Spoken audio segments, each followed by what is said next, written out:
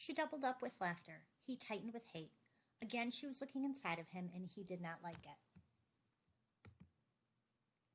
She sat up and dabbed at her eyes with a handkerchief. He kept his eyes straight in front of him and swung the car into the driveway and brought it to a stop. He got out and opened the door. She did not move. Her eyes were closed. "We're here," he said. She tried to get up and slipped back into the seat. Aw, shucks. She's drunk. Really drunk, Bigger thought. She stretched out her hand. "Here, give me a lift. I'm wobbly." She was resting on the small of her back, and her dress was pulled up so far he could see where her stockings ended on her thighs. He stood looking at her for a moment. She raised her eyes and looked at him. She laughed. "Help me, Bigger. I'm stuck." He helped her, and his hands felt the softness of her body as she stepped to the ground. Her dark eyes looked at him feverishly from deep sockets. Her hair was in his face, filling him with its scent. He gritted his teeth, feeling a little dizzy. "Where's my hat? I dropped it somewhere." He swayed as she spoke, and he tightened his arms about her, holding her up. He looked around. Her hat was laying on the running board. "Here it is," she said. As he picked it up, he wondered what a white man would think, seeing him here with her like this. Suppose Old Man Dutton saw him now. Apprehensively, he looked up at the big house. It was dark and silent. "Well," Mary sighed, "I suppose I better go to bed." He turned her loose, but he had to catch her again to keep her off the pavement. He led her to the steps. "Can you make it?" She looked at him as though she had been challenged. "Sure, turn me loose." He took his arm from her, and she mounted the steps firmly and then stumbled loudly onto the wooden porch. Bigger made a move toward her, but stopped, his hands outstretched, frozen with fear. Good God, she'll wake up everybody. She was half bent over, resting on one knee in one hand, looking back at him in amused astonishment. "That girl's crazy." She pulled up and walked slowly back down the steps, holding onto the railing. She swayed before him, smiling. "I sure am drunk." He watched her with a mingled feeling of helplessness, admiration, and hate. If her father saw her here with her now, his job would be over. She was beautiful, slender, with an air that made him feel like she did not hate him with the hate of other white people. But for all of that, she was white and he hated her. She closed her eyes slowly, then opened them. She was trying desperately to take hold of herself. Since she was not able to get to her room alone, ought he call Mr. Dalton or Peggy? Nah, that would betray her. And two, in spite of his hate for her, he was excited standing here watching her like this. Her eyes closed again, and she swayed toward him. He caught her. "I'd better help you," he said. "Let's go the back way, Bigger. I'll stumble sure as hell and wake up everybody if we go up the front." Her feet dragged on the concrete as he led her to the basement. He switched on the light, supporting her with his free hand. "I didn't know I was so drunk," she mumbled. He led her slowly up the narrow stairs to the kitchen door, his hands circling her waist and the tips of each finger feeling the soft swelling of her breasts. Each second she was leaning more heavily against him. "Try to stand up," he whispered fiercely as they reached the kitchen door. He was thinking that perhaps Mrs. Dalton was standing in the flowing white and staring with stony blind eyes in the middle of the floor, as she had been when he came up for a glass of water. He eased the door back and looked. The kitchen was empty and dark, save for the faint, blue, hazy light that seeped through a window from the winter sky. "Come on." She pulled heavily on him, her arm about his neck. He pushed the door in and took a step inside and stopped, waiting, listening. He felt her hair brush his lips. His skin glowed warm and his muscles flexed. He looked at her face in the dim light, his senses drunk with the odor of her hair and skin. He stood for a moment, then whispered in excitement and fear. "Come on, you gotta get to your room." He led her out of the kitchen into the hallway. He had to walk her a step at a time. The hall was empty and dark. Slowly he half walked and half dragged her back to the back stairs. Again he hated her.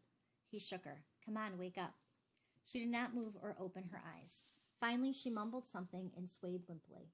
His fingers felt the soft curves of her body, and he was still, looking at her, enveloped in a sense of his elation. This little bitch, he thought. Her face was touching his. He turned her around and began to mount the steps one by one. He heard a slight creaking and stopped. He looked, straining his eyes in the gloom, but there was no one. When he got to the top of the steps, she was completely limp and was still trying to mumble something. Goddamn. He could move her only by lifting her bodily. He caught her in his arms and carried her down the hall, then paused. Which was her route, her door? Goddamn. "Where's your room?" he whispered. She did not answer. Was she completely out? He could not leave her here. If he took his hands from her, she would sink to the floor and lie there all night. He shook her hard, speaking as loudly as he dared. "Where's your room?" Momentarily she roused herself and looked at him with blank eyes. "Where's your room?" he asked again. She rolled her eyes toward a door. He got her as far as he the door and stopped. Was this really her room? Was she too drunk to know? Suppose he opened the door to Mr. and Mrs. Dalton's room. Well, all they could do was fire him. It wasn't his fault that she was drunk. He felt strange, possessed, or as if he were acting upon a stage in front of a crowd of people. Carefully, he freed one hand and turned the knob of the door. He waited. Nothing happened. He pushed the door in quietly. The room was dark and silent. He felt along the wall with his fingers for the electric switch and could not find it. He stood holding her in his arms, fearful in doubt. His eyes were growing used to the darkness, and a little light seeped into the room from the winter sky through a window. At the far end of the room, he made out a shadowy form of a white bed. He lifted her and brought her into the room and closed the door softly. Here, wake up now. He tried to stand her on her feet and found her weak as jelly. He held her in his arms again, listening in the darkness. His senses reeled from the scent of her hair and skin. She was much smaller than Bessie, his girl, but much softer. Her face was buried in his shoulder. His arms tightened about her. Her face turned slowly, and he held his face still, waiting for her to face come round in front of his. Then her head leaned backward, slowly, gently. It was as though she had given up. Her lips, faintly moist in the hazy blue light, were parted, and he saw the furtive glints of her white teeth. Her eyes were closed. He stared at her dim face, the forehead capped with curly black hair. He eased his hand, the fingers spread wide, up the center of his back, and her face came toward him and her lips touched his, like something he had imagined. He stood her on her feet, and she swayed against him. He tightened his arms as he pressed his lips tightly against hers, and he felt her body moving strongly. The thought and conviction that Jan had had her a lot flashed through his mind. He kissed her again and felt the sharp bone of her hips move in hard and veritable grind. Her mouth was open, and her breath came slow and deep. He lifted her and laid her on the bed. Something urged him to leave at once, but he leaned over her, excited, looking at her face and the dim light, not wanting to take his hands from her breasts. She tossed and mumbled sleepily. He tightened his fingers on her breasts, kissing her again, feeling her move toward him. He was aware only of her body now. His lips trembled. Then he stiffened. The door behind him had creaked. He turned, and a hysterical terror seized him, as though he were falling from a great height in a dream. A white blur was standing by the door, silent, ghost-like. It filled his eyes and gripped his body. It was Mrs. Dalton. He wanted to knock her out of his way and bolt from the room. "Mary," she spoke softly, questioningly. Bigger held his breath.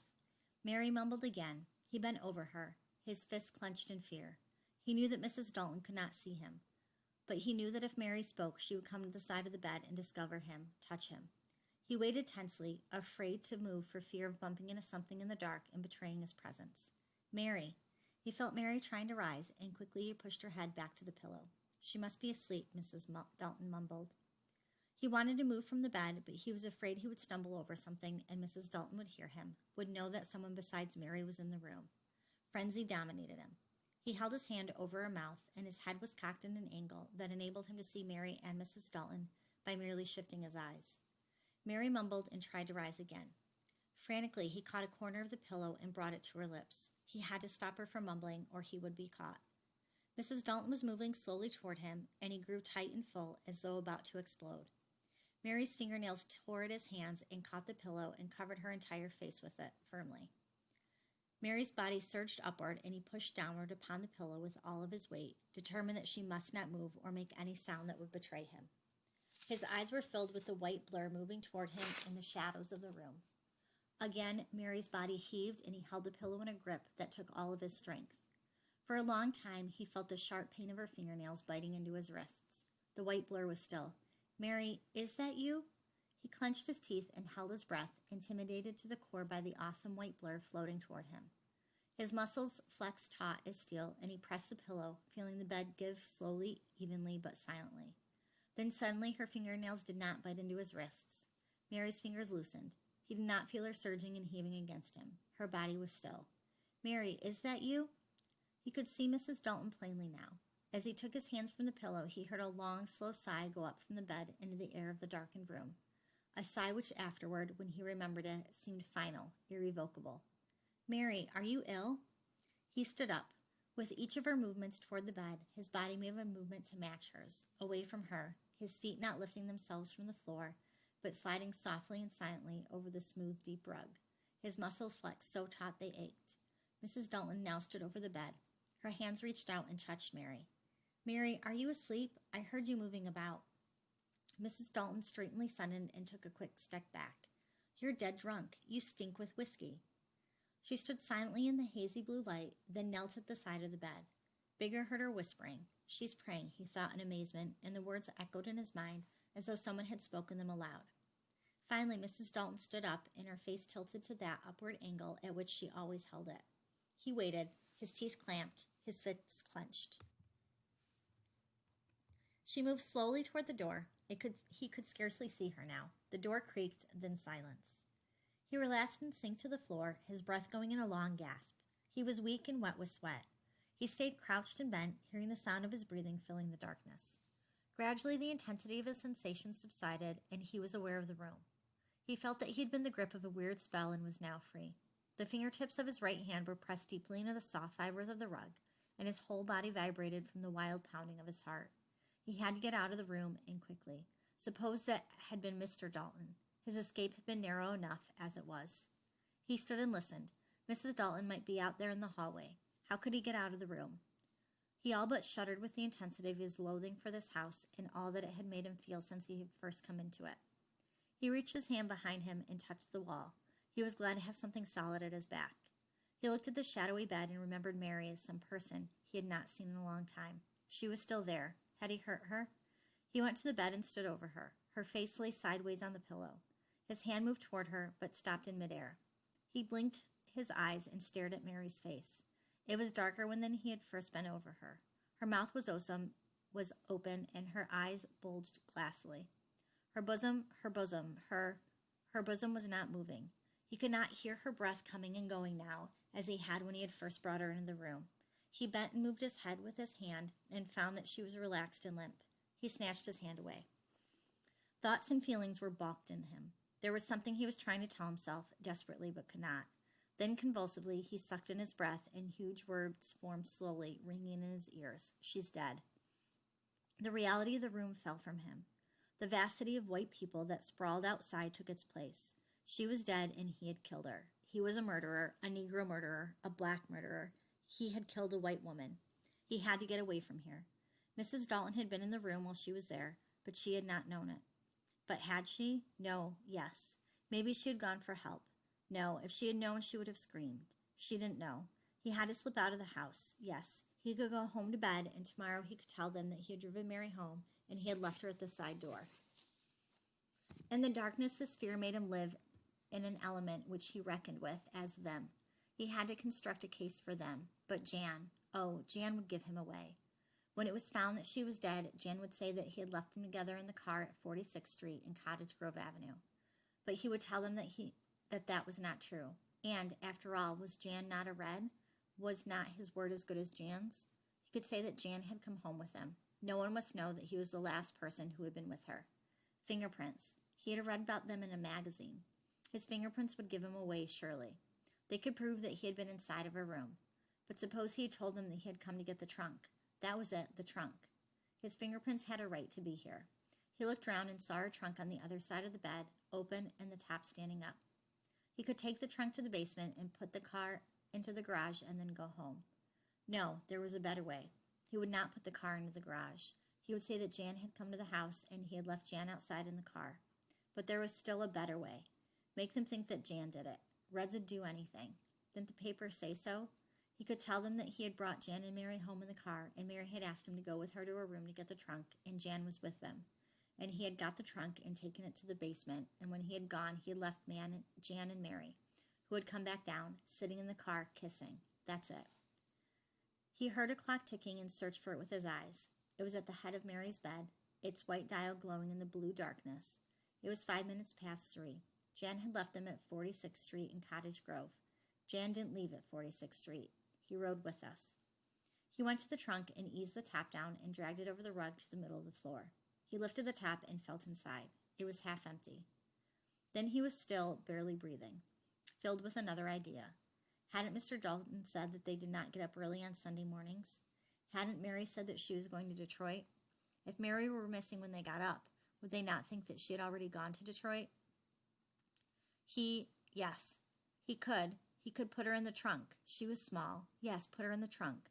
She had said that she would be gone for 3 days. For 3 days, then maybe no one would know. He would have 3 days of time.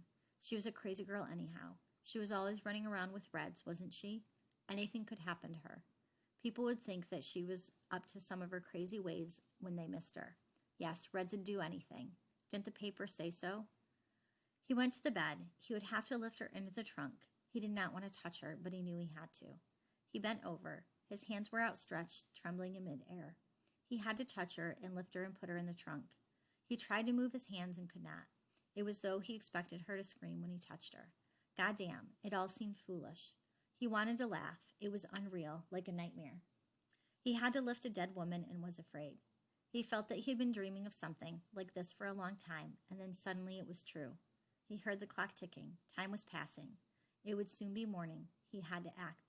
He could not stand here all night like this. He might go to the electric chair. He shuddered and something cold crawled over his skin. Goddamn.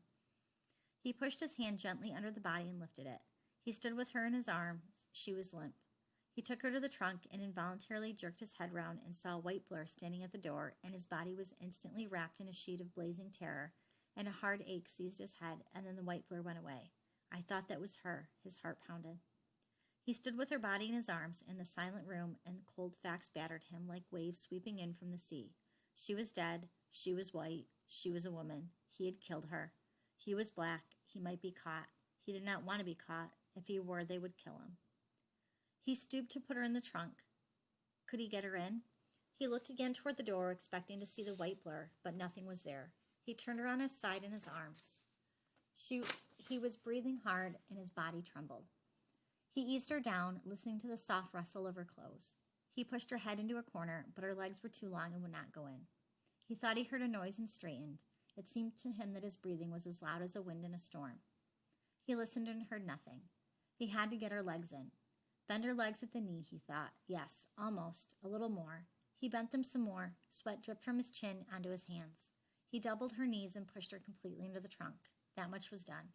He eased the top down and fumbled in the darkness for the latch and heard it click loudly. He stood up and caught hold of one of the handles of the trunk and pulled. The trunk would not move. He was weak and his hands were slippery with sweat. He gritted his teeth and caught the trunk with both hands and pulled it to the door. He opened the door and looked into the hall. It was empty and silent. He stood the trunk on end and carried his right hand over his left shoulder and stooped and caught the strap and lifted the trunk to his back. Now he would have to stand up. He strained. The muscles of his shoulders and legs quivered with effort. He rose, swaying, biting his lips. Putting one foot carefully before the other, he went down the hall, down the stairs, then through another hall to the kitchen and paused. His back ached and the strap cut into his palm like fire. The trunk seemed to weigh a ton. He expected the white blur to step before him at any moment and hold out its hand and touch the trunk and demand to know what was in it. He wanted to put the trunk down and rest, but he was afraid that he would not be able to lift it again. He walked across the kitchen floor, down the steps, leaving the kitchen door open behind him. He stood in the darkened basement with the trunk upon his back and listened to the roaring draft of the furnace and saw the coals burning red through the cracks. He stopped, waiting to hear the bottom of the trunk touch the concrete floor. He bent more and rested on one knee. Goddamn. His hand, seared with fire, slipped from the strap, and the trunk hit the floor with a loud clatter. He bent forward and squeezed his right hand into his left to still the fiery pain. He stared at the furnace. He trembled with another idea.